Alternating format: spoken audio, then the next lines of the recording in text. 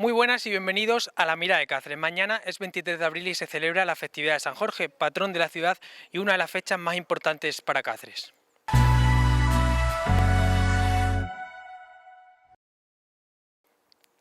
Cuenta la leyenda de Mansaborá cómo Cáceres se reconquista mediante el engaño de un capitán cristiano a una princesa mora, a la que seduce para conseguir las llaves del pasadizo por el que entrar a la ciudad. Las tropas cristianas pudieron acceder por el pasadizo secreto y los musulmanes, sorprendidos, perdieron la batalla. Era 23 de abril del año 1229, festividad de San Jorge, y desde ese día fue proclamado patrón de la ciudad de Cáceres. El padre de la princesa, antes de morir y furioso por el engaño, lanzó una maldición sobre su hija, la convirtió en gallina y a sus doncellas en polluelos recubiertos de pluma de oro, que tendrían que vagar eternamente por los pasadizos de la ciudad y solo podrían salir la víspera de San Jorge. Si algún vecino logra conseguir algún polluelo, sería rico el resto de su vida. Para conmemorar este día, cada 22 de abril se organiza un desfile acompañado por dragones que simboliza a los musulmanes en la batalla y la quema, el fuego que arrasó la ciudad la noche del asalto cristiano. En concreto, este año la comitiva recorrerá la ciudad con 14 dragones, el municipal, y otros 13 elaborados por colegios y colectivos. El desfile recorrerá las calles principales de la ciudad hasta llegar a la Plaza Mayor, donde se hace una representación de la lucha entre moros y cristianos. A continuación, los dragones son quemados en una hoguera y, haciendo referencia a la leyenda de Mansaborá, se termina la noche del 22 de abril con la búsqueda de las gallinas de los huevos de oro, premio que se esconden por las calles de la ciudad monumental para tanto niños como adultos lo busquen. Este año el desfile ha tenido que adelantarse al jueves 21 por la amenaza de lluvia. Tras 2 años de parón a causa de la pandemia, nada podía impedir que se celebrase uno de los días grandes para Cáceres. Por eso el Ayuntamiento organizó el pasado martes una reunión para tomar medidas ante la fuerte previsión de precipitaciones para evitar bajo ningún concepto suspender el tradicional desfile.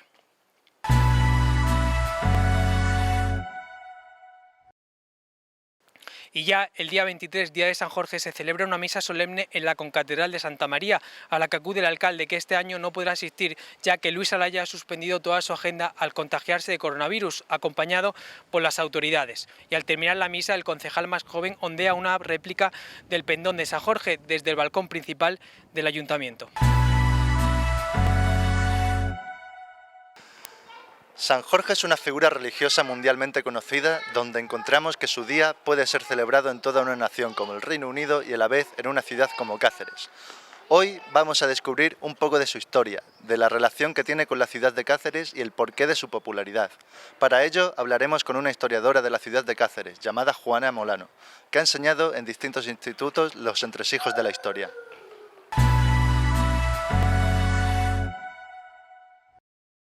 Bueno, pues muy buenas, nos encontramos con Juana Molano, una profesora nativa de aquí de Cáceres, experta en historia, y nos va a contar un poco sobre la historia de San Jorge y cómo está relacionado directamente con la ciudad. Muy buenas. A ver, como primera pregunta, pues, ¿cómo es la historia de San Jorge y cómo está relacionada con esta ciudad?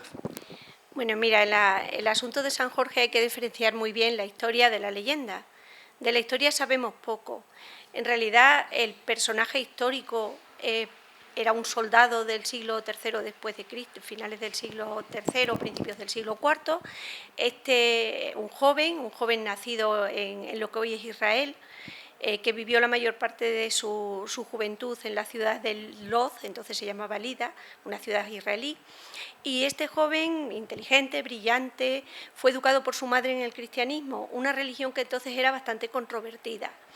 El joven Jorge fue rápidamente ascendiendo en el ejército y llegó a ser guardia personal del emperador Diocleciano, hasta que en el 303 Diocleciano decretó el edicto de persecución de los cristianos y a Jorge le dieron la orden de actuar en este sentido. Y bueno, sabemos que antes de acceder a ello, pues prefirió confesar su fe. Fue torturado con objeto de que la abandonara la fe cristiana, no accedió y finalmente fue decapitado el 23 de abril del 303, fue decapitado delante de las murallas de la ciudad de Nicodemia. Cogieron su cadáver y lo devolvieron a Lod y allí está su tumba, que se puede visitar hoy todavía, es un lugar de peregrinación en Israel. Eso es un poco la historia. Lo cierto es que hacia el siglo V se le canonizó y a partir de ahí empiezan a aparecer múltiples leyendas en las que se inventan milagros adjudicados a San Jorge. A todo esto hay que mezclar que en esta época había mucho sincretismo religioso, es decir, las religiones mezclaban entre sí los elementos, ¿no? Entonces había un dios tracio, Sabacio, que se representaba a caballo pisoteando una serpiente, controlando una serpiente. Estaba también por ahí flotando por el Mediterráneo la leyenda de Perseo, que mató a la gorgona Medusa para rescatar a la princesa Andrómeda, con la que luego va a ser su mujer. Y bueno, había un montón de leyendas que se fueron de alguna forma fraguando entre sí, tejiendo entre sí la historia. También en la tradición cristiana el arcángel San Miguel. El arcángel San Miguel y San Jorge son prácticamente idénticos en la iconografía, solo se diferencian en que San Miguel se representa con alas, mientras que San Jorge aparece sin ellas, pero igual ambos controlan al dragón, al diablo. De todas maneras, San Jorge no aparece vinculado al dragón hasta el siglo IX. Va a ser cuando la leyenda áurea se extiende por el mundo occidental. La leyenda áurea era un conjunto de tradiciones, de leyendas, de cuentos que contaban las vidas de los santos. Entonces circulaba por tradición oral, de boca en boca. Va a ser en el siglo XIII cuando el arzobispo de Génova lo ponga por escrito y lo convierta en la leyenda Santorum y empiece a circular ya preparado en forma de libro, ¿no? Pero hasta entonces pues era tradición oral. Y ya sabes lo que ocurre con las tradiciones orales, que se van mezclando, se van combinando con leyendas locales y al final las historias tienen muchas variantes. Entonces realmente cuando hablamos de San Jorge hablamos de una cosa que está a medio camino entre unos poquitos datos históricos y mucha leyenda fraguada en Europa occidental y en Asia Menor sobre todo, ¿no? Respecto a su vinculación con la ciudad de Cáceres, me preguntabas también, ¿verdad? Bueno, pues mira, la vinculación de San Jorge es venerado en muchos países de Europa, es venerado incluso Rusia y Ucrania, a ver si protege ahora a sus dos apadrinados para que acabe este dislate. Y bueno, es venerado en muchos lugares distintos, también en lugares de otros países del mundo, en algunos países de América Latina, incluso en Etiopía, en África, y dentro de España tiene una tradición muy fuerte. Realmente San Jorge está vinculado a Cáceres por el día de la toma de la ciudad. La ciudad se toma el 23 de abril de 1229. La lucha fue muy encarnizada, muy cruenta. Durante mucho tiempo las tropas cristianas, sobre todo las leonesas, estaban acuarteladas al otro lado de la ribera del Marco y desde allí asediaban a la ciudad musulmana. Entonces el momento de la toma es de alguna forma el punto clave, el punto álgido de la historia de Cáceres, ¿no? A partir de ahí, pues el propio pendón de la ciudad, el pendón de San Jorge, es un hito, ¿no? Es una de las telas más valiosas de Europa, no sé si lo sabéis, de los pocos tejidos medievales que se conservan, ¿no? El pendón al principio debía ser solo la tela roja, pero como castellanos y leoneses querían protagonismo y querían parte en la ciudad tras la Reconquista, pleiteaban entre ellos, discutían entre ellos y había encarnizadas luchas internas en la ciudad. Cuando la reina Isabel la Católica viene, no sabemos si considerarlo leyenda o realidad, pues se cuenta la tradición que la propia reina remendó el pendón de San Jorge, ¿no? Con sus manos y bordó en ella los símbolos de Castilla y de León con objeto de acabar con las luchas entre los nobles y que se uniera a la ciudad. Y bueno, pues a partir de ahí siempre los cacereños hemos celebrado la fiesta de San Jorge, está metida en nuestro ADN, está metida en nuestras tradiciones hasta límites insospechados, ¿no? Y realmente es la fiesta más importante de la ciudad. En San Jorge, aparte de las peleas entre moros y cristianos que hacíamos en todos los barrios cuando éramos pequeñitos, cada barrio tradicionalmente hacía su propio dragón. Los dragones a veces eran muy chapuzas y estaban hechos con materiales muy precarios. Luego los dragones de los barrios concursan, se escoge el dragón que se quema en la Plaza Mayor. Y bueno, para mí es una fiesta muy especial, entre otras cosas porque es el día de mi cumpleaños, el 22 de abril, y pensaba que era pues la fiesta de mi cumpleaños. Allí peleábamos con espadas de cartón y de madera y con escudos de cartón y madera y bueno, terminaba con los fuegos artificiales y sobre todo con una cosa que a los niños cacereños nos encantaba. Sabéis que en Cáceres está la leyenda de la gallina de los huevos de oro, ¿no? Sí. Relacionada con la toma de la ciudad.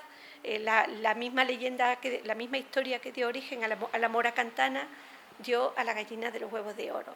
bueno, seguro que la conocéis, ¿no? Ya la princesa que traiciona a la ciudad porque se enamora de un capitán cristiano y su padre pues sabía de brujería y la convierte en una versión en gallina destinada a vagar por la ciudad y en otra versión en la mora emparedada en el aljibe que gime sin parar, ¿no?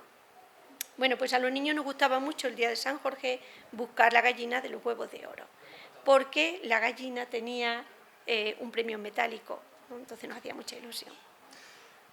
Bueno, como ya has mencionado, la conquista de la ciudad por parte de la parte cristiana fue en época medieval, una época con mucha leyenda para ensalzar las victorias respecto a los moros. ¿Cuánto de verdad podría haber de la leyenda y cuánto de verdad podría haber de la historia en lo que se cuenta? La leyenda es común a muchos lugares de Europa.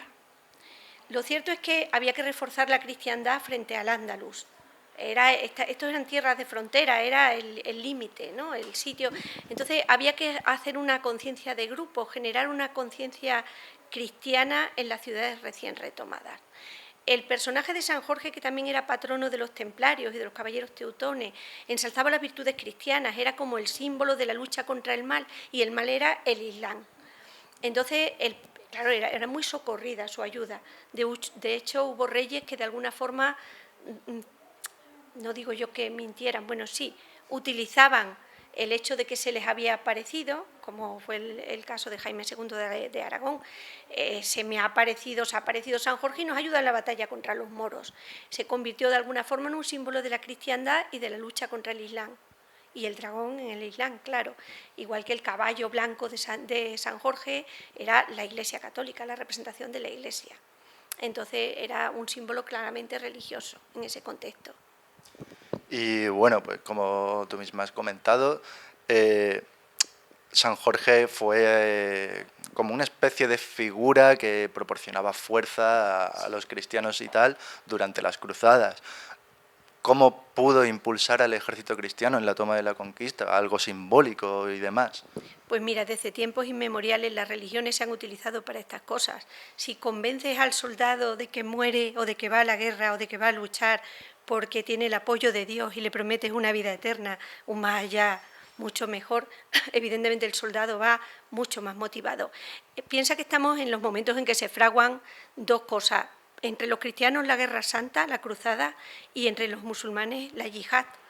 En ambos casos el fenómeno es el mismo. Convences al soldado de que Dios está detrás y de que su causa es la justa y de que debe matar al adversario que opina lo contrario y está errado, ¿no? Que lo que viene después es el paraíso, la vida eterna, en fin, es bastante terrible, ¿no? Pero en ese sentido San Jorge tenía la misma función que tenían las banderas, los himnos, los estandartes o los pendones. Lo que hacían era aglutinar a la gente en torno a una idea, en este caso religiosa. Y claro que les metería energía, ¿no? Bueno, pues muchas gracias, Juana, y a vosotros por preguntarme. Una gran clase de historia y por informarnos de cuál es la historia de Cáceres.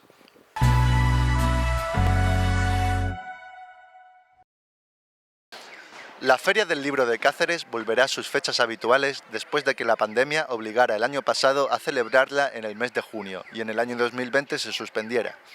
A partir del 21 de abril hasta el 1 de mayo se llevará a cabo la 22ª edición de la Feria del Libro en el Paseo de Cánovas. Este año contará con 40 presentaciones, entre ellas la de El Castillo de Barbazul, de Javier Cercas, Lugar Seguro, de Isaac Rosa o Por si las voces vuelven, de Ángel Martín.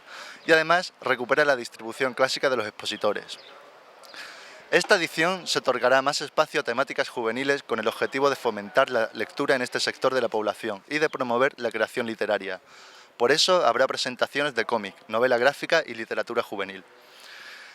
Con la llegada de estos días, muchos amantes de la lectura acuden para rodearse junto con otros escritores e historiadores, así como otros lectores. Además, también personas que no están habituadas a leer se animan a acudir a estos puestos para comenzar a reengancharse en el precioso mundo de la lectura.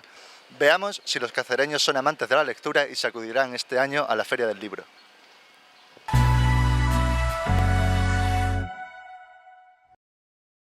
¿Suele leer habitualmente? Sí, bastante. Sí, 2 o 3 veces a la semana. Sí, me gusta mucho. Suelo leer habitualmente por las noches cuando me deja el cansancio. Sí, suelo leer, sí. Bueno, antes leía más que ahora, de tener más tiempo libre, pero sí, suelo leer. Siempre que tengo un poco de tiempo aprovecho para leerme algún libro. ¿Cuántos libros suele leer al año? Pues no lo sé, 5 o 6, pero depende un poco también en invierno, leo menos que en verano. En verano tengo vacaciones, estoy más relajada y leo más. Sobre unos 10. Pues depende, pero a lo mejor 2 por mes, más o menos 24, sí. Pues igual 4 o 5, cuando más aprovecho es en vacaciones, cuando más tiempo saco. No sé, 8 o 10, no sé, más o menos. El último año leí 7 libros. ¿Cuál ha sido el último libro que te has leído? Vale, pues nada, me estoy leyendo la saga de los Bridgerton, ese libro. Y luego nada, mi libro favorito es el Principito, me encanta. Tengo muchas cosas sobre el Principito y es uno de los más importantes para mí. Si solo me quedara una hora de vida, de Roger Troy. El Club de los Poetas Muertos. El último que me he leído es Gente que viene y va, de Laura Norton. Pues el último ha sido uno de Santiago Posteguillo, pero no recuerdo, creo que ha sido el de Yo, Julia. El último libro que me he leído es Por si las voces vuelven, de Ángel Martín. ¿Vas a acudir a la próxima feria del libro? Sí, por supuesto. Sí, me encanta que se fomente este tipo de ferias en nuestra ciudad. Sí, seguramente. Sí, porque me gusta mucho leer y así yo si me compro alguno solo por mirar. Creo que no porque no vivo aquí, entonces vivo en un pueblo y no creo que acuda. Sí, siempre venimos a echar un vistazo. Sí, seguramente sí, porque este fin de semana, aunque no soy de aquí, me quedaré aquí en Cáceres currando. Entonces, en cuanto tenga tiempo libre, me pasaré a ver a Ángel Martín, que me he enterado que viene y pues tengo ganas de conocerle. ¿Y te animarás a comprar algún libro? Sí, seguramente 1 o 2 o ya veremos. Si hay alguno que me atraiga, sí. No para mí, para alguno de mis hijos. Hombre, por lo menos iré a echar un ojo. Luego ya, si hay alguno que me convence por encima, sí, seguramente me pueda pillar alguno.